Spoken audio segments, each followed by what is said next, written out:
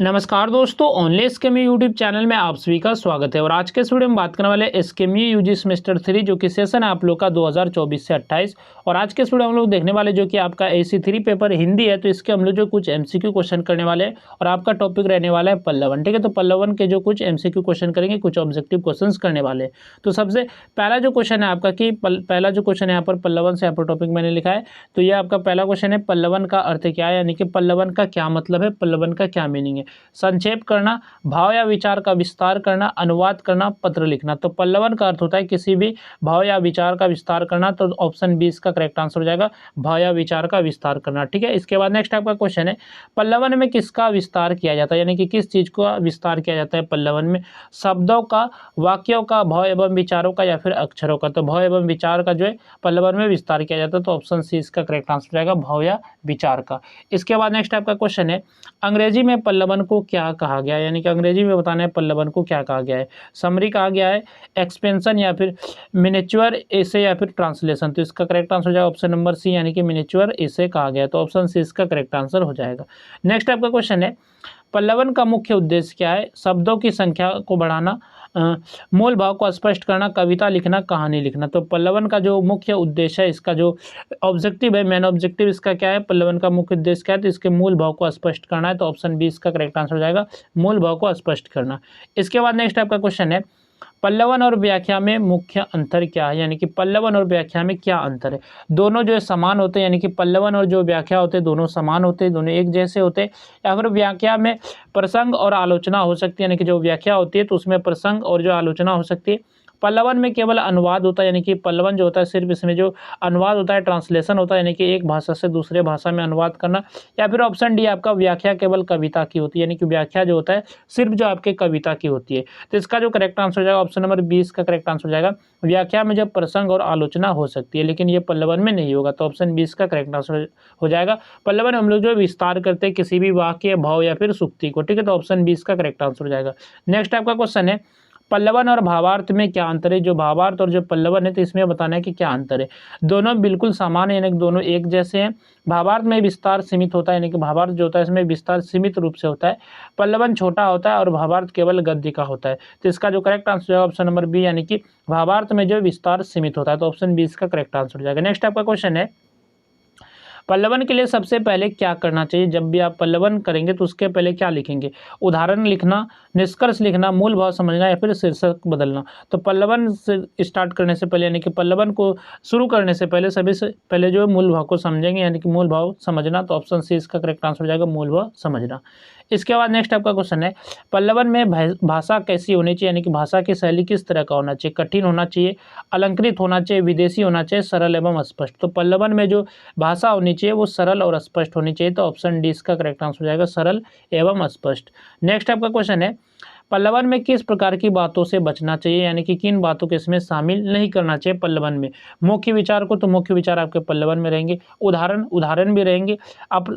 अप्रासंगिक बातें, यानी कि अप्रासंगिक बातें आपको इससे मतलब कि इसको शामिल करेंगे। या फिर ऑप्शन डी आपका सरल भाषा। तो इसका जो करेक्ट जो आंसर हो जाएगा ऑप्शन नंबर सी, यानी कि अप्रासंगिक बातें को हम लोग जो पल्लवन में शामिल नहीं करेंगे, इससे बचना चाहिए।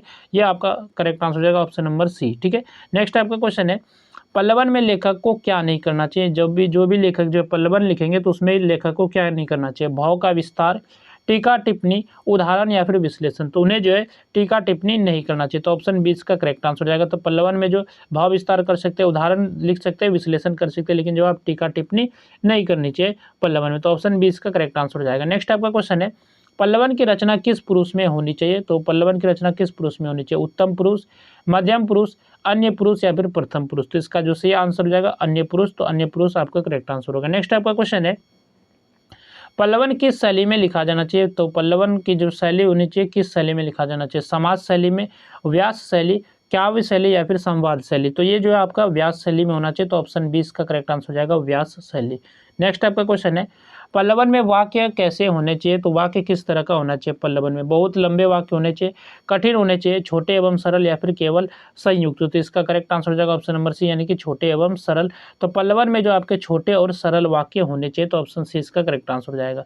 नेक्स्ट आपका क्वेश्चन है, पल्लवन के लिए जो मूल अवतरण को कैसे पढ़ना चाहिए, एक बार ध्यानपूर्वक, जल्दी जल्दी या फिर केवल शीर्षक देखकर। तो इसका जो करेक्ट आंसर हो जाएगा तो ऑप्शन बी इसका करेक्ट आंसर हो जाएगा ध्यानपूर्वक।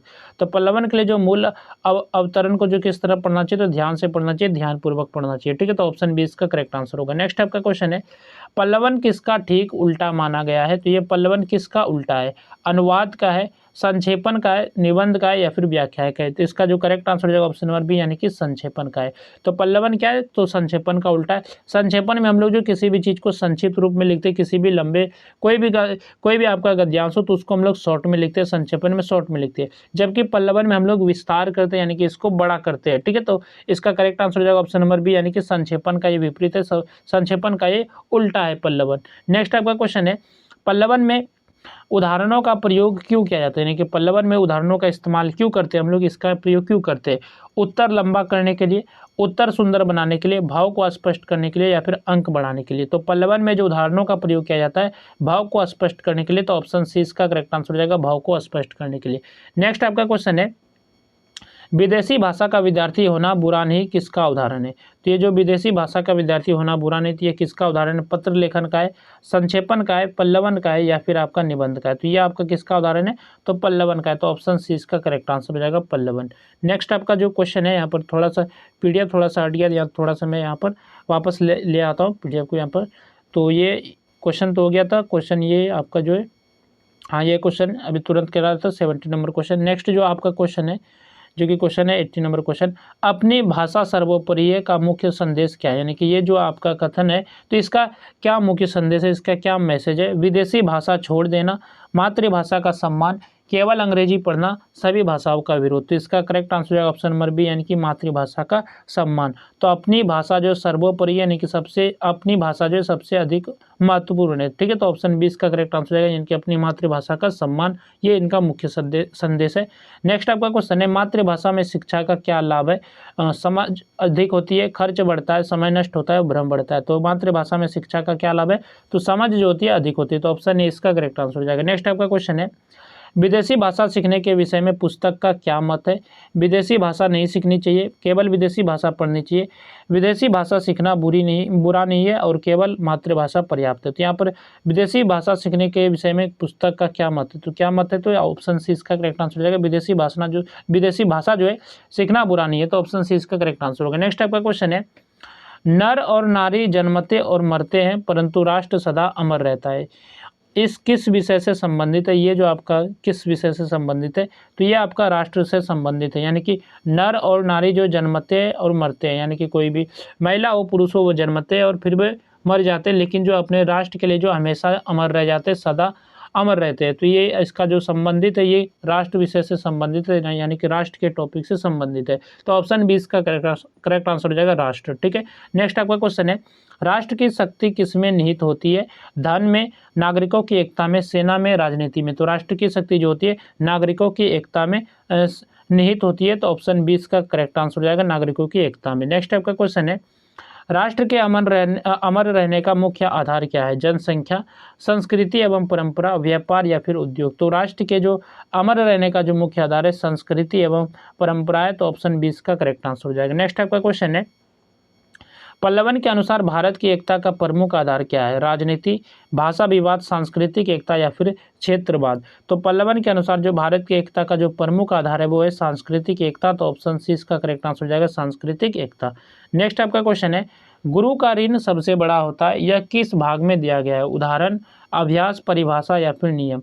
तो गुरु का ऋण सबसे बड़ा होता है, तो ये किसमें, अभ्यास में। तो ऑप्शन बी इसका करेक्ट आंसर हो जाएगा अभ्यास। नेक्स्ट आपका क्वेश्चन है, क्रोध एक प्रकार का रोग है, यह किसके रूप में दिया गया है। निबंध, अभ्यास का अवतरण या फिर पत्र या फिर व्याख्या। तो ये भी आपका अभ्यास का अवतरण में दिया गया है, क्रोध एक प्रकार का रोग है।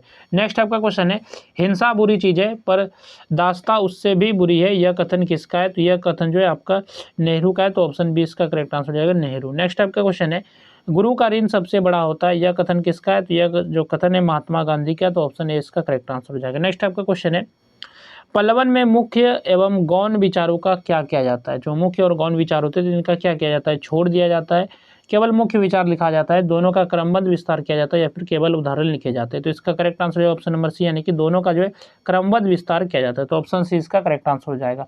नेक्स्ट आपका क्वेश्चन है, परीक्षा के दृष्टि से पल्लवन में सबसे अधिक किस पर ध्यान देना चाहिए? कठिन शब्दों पर, मूल भाव की सही पहचान पर, उत्तर की लंबाई पर या फिर अलंकारों पर?